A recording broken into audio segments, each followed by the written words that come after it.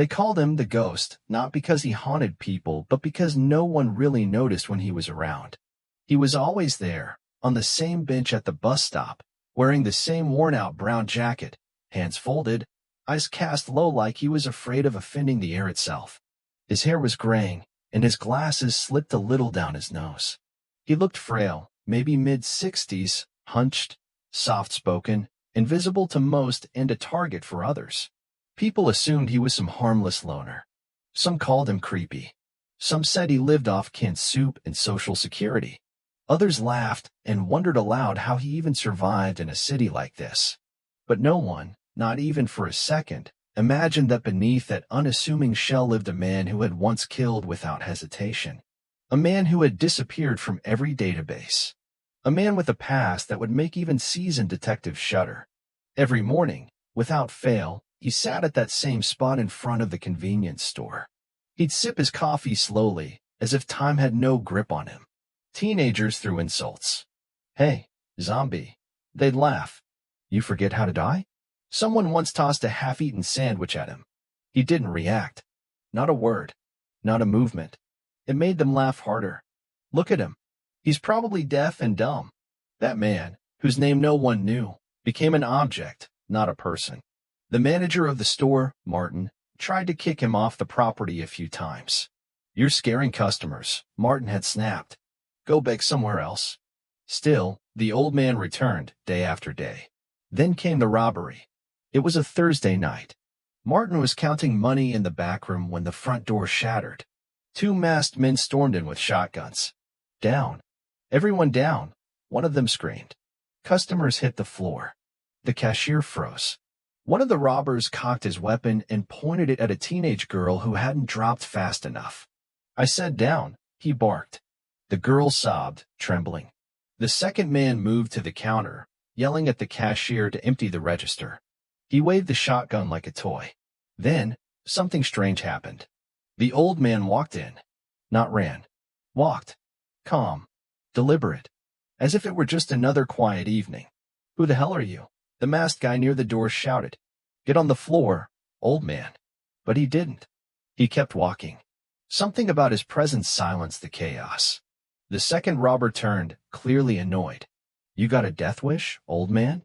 And that's when everything changed. In a flash that no one saw coming, the man moved. Not like someone his age. Not even like someone human. It was so fast, so precise, it felt unreal. His elbow struck the gunman's wrist, snapping it backward with a sharp crack. The weapon fell, and before the other guy could react, the old man spun, grabbed his shotgun, twisted it from his grip, and sent a boot straight to the side of his knee, collapsing him instantly. Everyone stared, stunned, frozen. It was over in under 15 seconds. Two armed robbers neutralized by someone they had laughed at, someone they never noticed. The police came. Witnesses were in disbelief. It was like watching a movie, one woman told the reporters. He moved like a soldier. The man, now silent again, sat on the curb, sipping his coffee like nothing had happened. But that incident was just the beginning. The police tried to get a statement. He gave no name, no ID. "Just a passerby," he said with a polite shrug. He wouldn't accept any reward. He refused interviews. The surveillance footage went viral. Online sleuths gave him names: Old Man Justice, the Gray Ghost, Bastop Samurai. But still, no one could find out who he was. Facial recognition failed. Background checks turned up nothing. It was as if he didn't exist. But one man knew. Detective Carlos Brennan was watching the footage at his desk when the man's face triggered something deep in his memory. Not just the face, but the movements. He remembered a file from 15 years ago. Classified.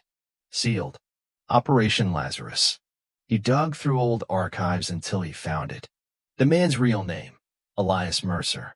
A ghost operative trained by a now-defunct Black Ops program designed for off-the-record assassinations. His file read like fiction. Dozens of unconfirmed kills. Master of over 10 martial arts. Fluent in 6 languages. Last seen in Prague.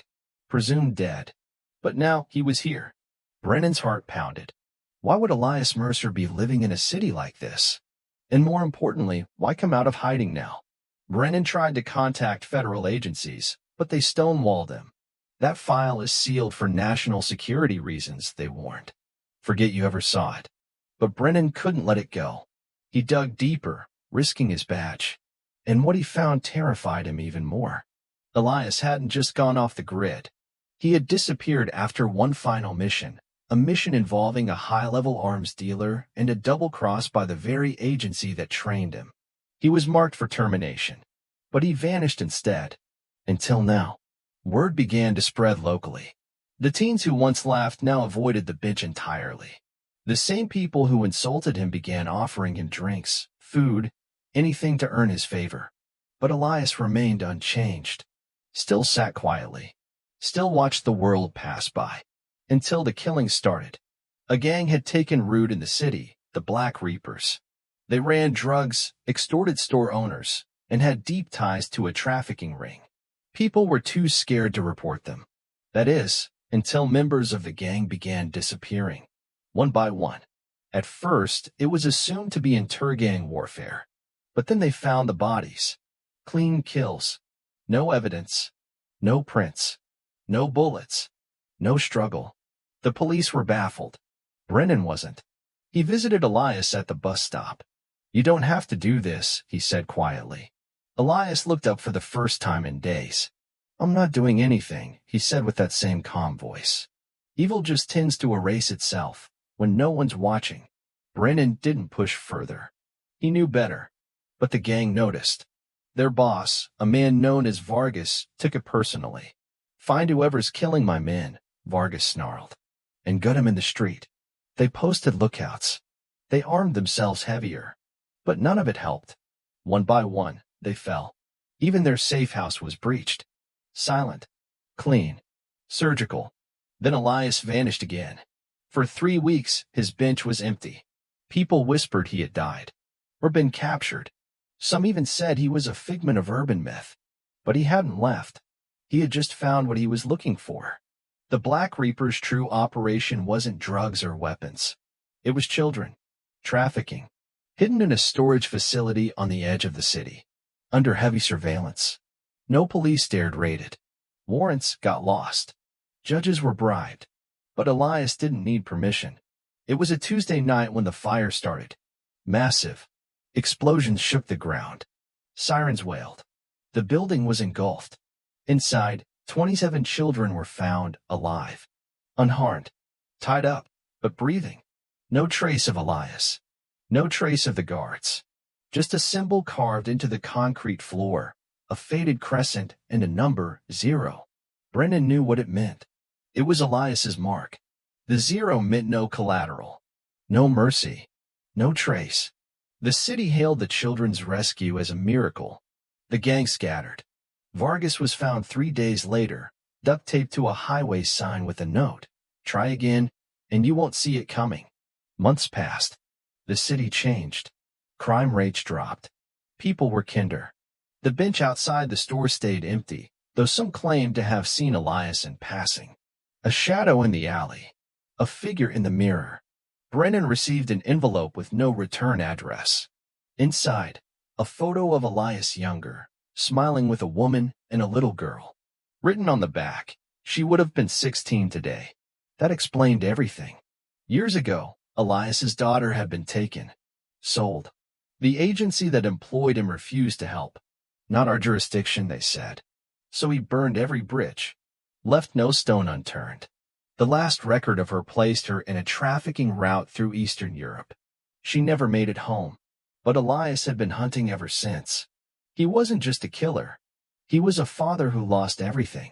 And the world mocked him for being quiet. Weak. Forgotten. They saw an old man. What they didn't see was the storm underneath. No one insulted him again.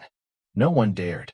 The store where he once sat now had a plaque on the bench, for the man who reminded us that silence is not weakness, and justice is not always loud. Some claimed to have met him again older now, walking with a cane. But his eyes, they said, still saw everything. They were the eyes of a man who had witnessed too much, lost too much, and chosen to become something beyond rules or red tape. They insulted a man who looked weak, without suspecting he was a deadly killer. But he didn't kill for pleasure. He killed because no one else would. And when the world turned its back on the helpless, he rose, not with words, but with action. In a world full of noise and cowards dressed as leaders, sometimes justice wears the face of a ghost. And if you ever find yourself at a bus stop, next to a quiet man with tired eyes and a soft voice, maybe think twice before you laugh. Because monsters don't always snarl. Some of them sip coffee and wait.